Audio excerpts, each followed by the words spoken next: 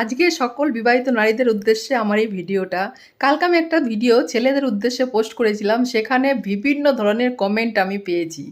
আজকের প্রশ্নটা আমার সকল মেয়েদের কাছে, বিবাহিত মেয়েদের কাছে।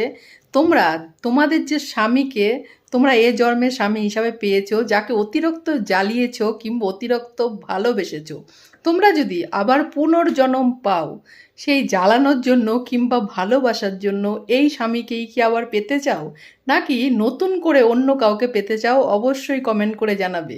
কালকে পুরুষদের নিয়ে আমি প্রশ্ন করেছিলাম, সেই কমেন্টগুলো যদি দেখো, জাস্ট ওয়াও।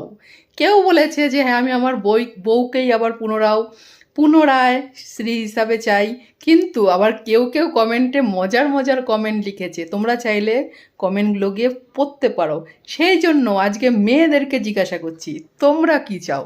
তোমরা যদি পুনর্জন্ম পাও, তোমরা কি তোমাদের স্বামীকেই ফিরে পেতে চাও, নাকি নতুন কিছু চাও?